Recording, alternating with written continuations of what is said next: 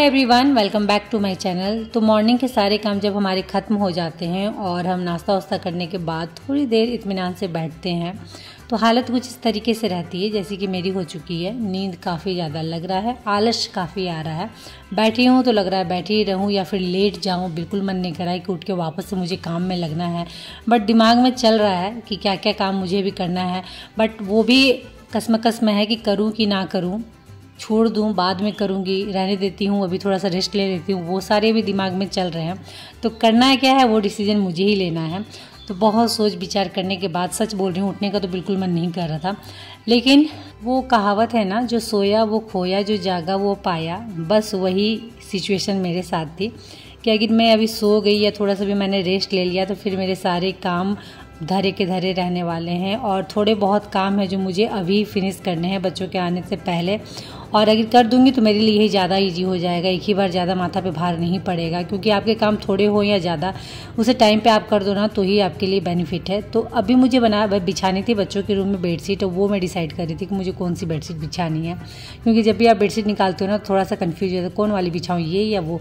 तो फाइनली मैंने ये वाली बेडशीट सेलेक्ट की। अब निकालना है इसका पिलो कवर। तो पिलो कवर मैं यहाँ रखती हूँ इस वाले सेक्शन में, बट हालत इतनी यहाँ ख़राब हो चुकी है कि मुझे इस बेडशीट का जो पिलो कवर है वो मिल ही नहीं रहा था।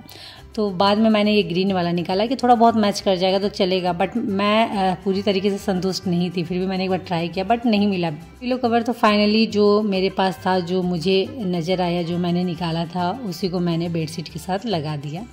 लेकिन प्रॉब्लम ये थी ना कि मैंने लगा तो दिया लेकिन बिल्कुल मन नहीं मान रहा था, क्योंकि बेडशीट के साथ जो मैचिंग पिलो कवर आता है वो उसकी रौनक, और ऐसे आप कुछ भी डाल दो, दोनों में काफ़ी डिफरेंसेस होता है।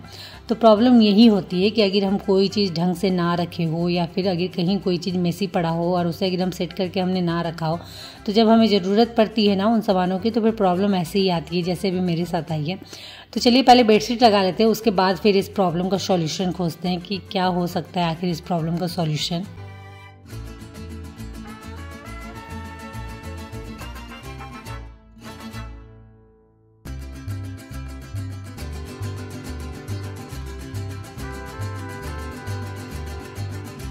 ओके तो फ्रेंड्स, बेडशीट लगा ली थी मैंने और अब बारी थी पिलो कवर की। तो मजबूरन मुझे यही पिलो कवर यहाँ देना पड़ा।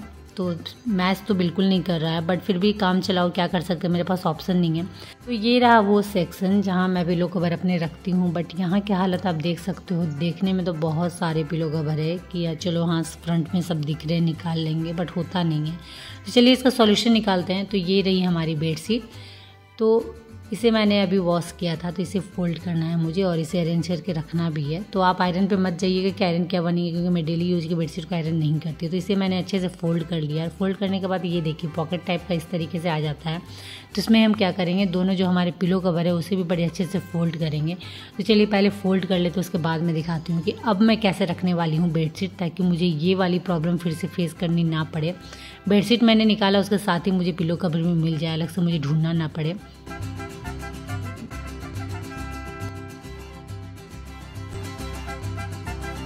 ये रही हमारी दोनों पिलो कवर। और इससे हम क्या करेंगे, जो पॉकेट टाइप का दिख रहा है उसमें दोनों को किनारे तरफ रख देंगे और बीच में थोड़ा सा स्पेस खाली रखेंगे, ताकि हम बेडशीट को अच्छे से फोल्ड कर सकें। तो ये देखिए कितने अच्छे से बेडशीट फोल्ड भी हो गई है, और अंदर की तरफ आपके पिलो कवर भी है, जो आपको अलग से ढूंढने नहीं पड़ेंगे। और इससे एक बेनिफिट और क्या होने वाली है ना, कि जो आप जहाँ आपने पिलो कवर रखा है वो एरिया आपका खाली हो जाएगा, जिसमें आप आराम से कोई अदर चीज़ रख सकते हो। उसके बाद मैं आ गई थी ये बीच वाले रूम में, जहाँ आपको आयरन हमेशा पड़ा हुआ मिलेगा, क्योंकि आयरन डेली होता है। कभी ये करते हैं, कभी मैं करती हूँ। तो मैंने करने से तो रख देना है, बट ये करते हैं तो ये ऐसे ही छोड़ देते हैं। तो वो मैंने रख दिया है। उसके बाद नज़र पड़ गया स्केटिंग में, जो कि काफ़ी गंदा हो रखा था। देख सकते हो डस्ट कितना ज़्यादा बैठा हुआ है। तो हम ऐसे किसी चीज़ को देख लेते हैं ना तो इग्नोर नहीं कर सकते हैं, उसी वक्त कोशिश करिए कि उसकी सफाई कर दे। बिल्कुल ज़्यादा टाइम नहीं जाना है। तो चलिए फटाफट इसकी सफाई करते हैं। तो पहले तो क्या चीज़ से सफाई करेंगे वो सामान हम लाते हैं। तो मैंने कुछ नहीं लिया है, बस एक कॉटन कपड़ा और एक ब्रश में मैंने कोलगेट लगाया है, उसे थोड़ा सा भिगो लिया है। और कपड़े को भी मैंने हल्का भिगो लिया है, बहुत ज़्यादा मत भिगोइएगा, बस हल्का, ताकि पोंछने लायक वो रहे। तो ब्रश से पहले मैं स्क्रब करते जा रही थी स्केटिंग में, उसके बाद जो भींगा कपड़ा था उसे पोंछते जा रही थी। और कोलगेट लगा के जब आप ऐसे साफ़ करते हो ना, इतने अच्छे से क्लीन होता है। जो भी डस्ट, जो भी गंदा बैठा रहता है, पूरा चमक उठता है वो वाला एरिया। तो ये वाला ट्रिक आप एक बार यूज करके देखिएगा। अगर आप करते हो तब तो बहुत अच्छी बात है, नहीं करते हो तो एक बार आप स्केटिंग में ये वाला ट्राई ज़रूर करिएगा। देखिएगा स्केटिंग भी आपका वैसे ही चमकेगा जैसे आपके घर के और बाकी हिस्से चमकते हैं। वैसे ही अगर आपकी भी नज़र आपके घर के किसी भी कोने या किसी भी हिस्से में पड़ती है जहाँ थोड़ा बहुत गंदा हो रखा है, थोड़ा बहुत डस्ट बैठे हुए हैं, तो कोशिश करिए बिना टाइम गवाए हुए उसे उसी वक्त क्लीन कर दें। बिल्कुल टाइम ज़्यादा नहीं जाना है। अगर आप साथ ही साथ लग जाओगे तो, और अगर आप उसे छोड़ दोगे कि अरे कल करेंगे परसों करेंगे, तो फिर वो कभी नहीं होने वाला है। तो वही मैंने देखा और मैंने फटाफट करना स्टार्ट कर दिया। और सच बोल रही हूँ बिल्कुल टाइम नहीं गया, मुश्किल से 10 से 15 मिनट, क्योंकि मैंने वो एक पूरा एरिया मतलब एक वॉल का पूरा स्केटिंग मैंने क्लीन कर दिया, दरवाजे के पीछे उसे सब तरफ मैंने क्लीन कर दिया। तो अब मेरा स्केटिंग बहुत ज़्यादा क्लीन हो चुका है, साफ़ हो चुका है, रिजल्ट काफ़ी अच्छा आया है। तो मैं अभी आप लोगों को दिखाती हूँ कि साफ़ करने के बाद वो धूल मिट्टी जो भी थे बिल्कुल गायब हो चुके थे। और ये देखिए कितना ज़्यादा साफ़ हो चुका है, बिल्कुल वाइट वापस से, जैसे हमने नए सब में पेंट करवाया था और वाइट था वैसे ही वापस से नया बिल्कुल।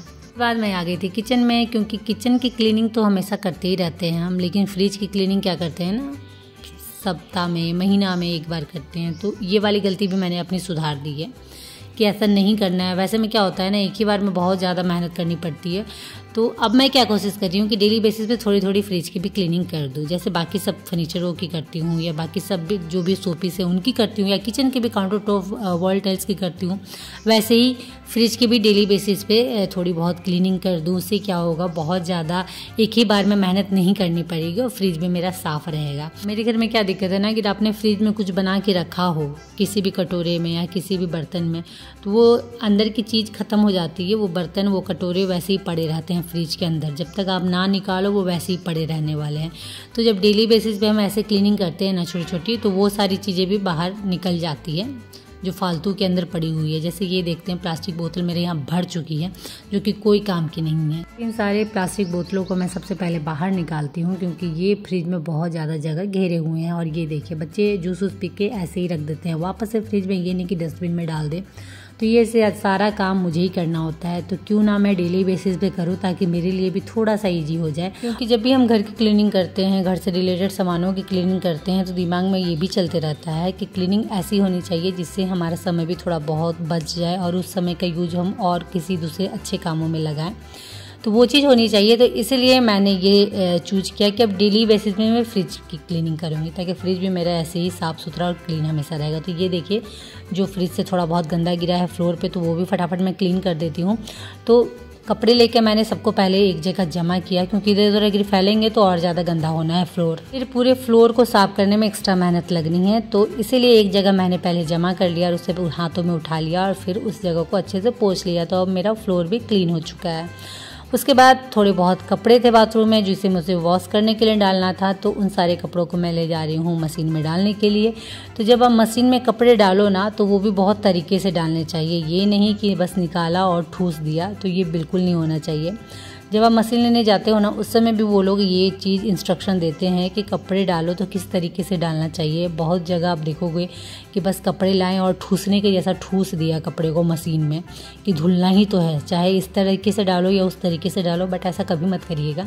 मशीन में भी अगर आप कपड़े डाल रहे हो ना, तो बहुत तरीके से बहुत अच्छे से एक एक कपड़े को डालिएगा। तो उससे क्या होगा, कपड़े आपके बहुत अच्छे तरीके से वॉश होते हैं।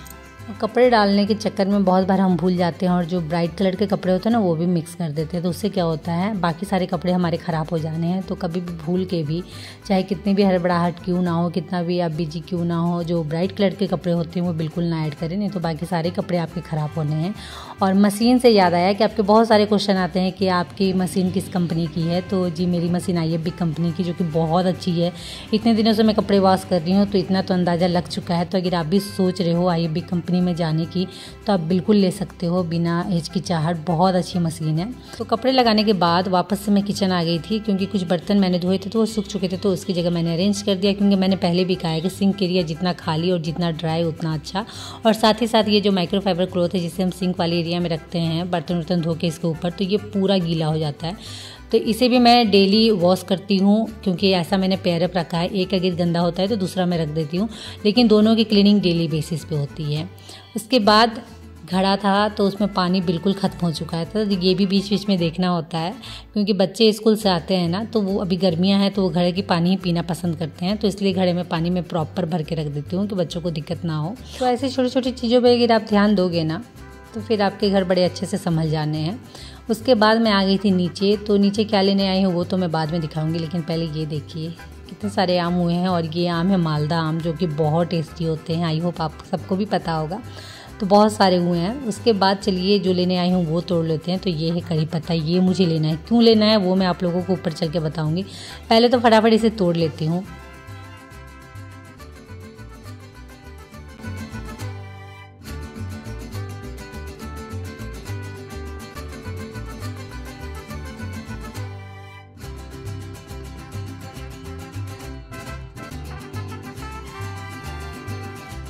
ओके तो फ्रेंड्स, मैंने बहुत सारे करी पत्ते तोड़ लिए हैं और अब चलते हैं वापस ऊपर।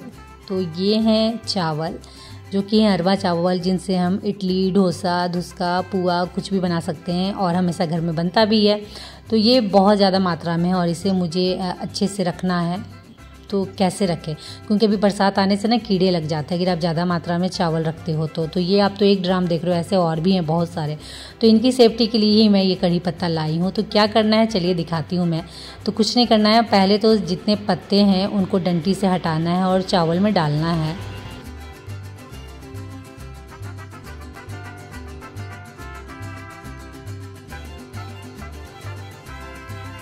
पत्तों को मैंने चावल में डाल लिया है और ये काफ़ी हैं, इससे मेरा चावल सेफ़ रहेगा। तो इससे क्या होता है ना, बरसात के दिनों में अधिकतर आप देखोगे ज़्यादा मात्रा में अगर आप चावल रखते हो तो कीड़े लग जाते हैं। तो वो बिल्कुल नहीं होना है। तो बरसात आने में भले अभी लेट है, लेकिन तैयारियां तो पहले से करनी होती है।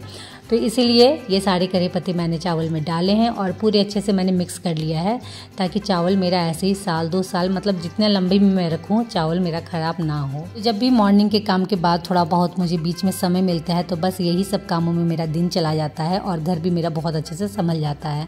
तो चलिए फ्रेंड, इसी के साथ इस ब्लॉग को मैं करती हूँ यहीं एंड, और उम्मीद करती हूँ कि आज का ब्लॉग आप लोगों को अच्छा लगा हो। तो अच्छा लगा हो तो फटाफट लाइक करिए, शेयर करिए, और अगर चैनल में नए आए हो तो चैनल को सब्सक्राइब जरूर कर लीजिएगा। तो चलिए फ्रेंड, आज के लिए इतना ही। मिलते हैं नेक्स्ट ब्लॉग में, तब तक के लिए बाय, और आप सब अपना ख्याल रखिएगा।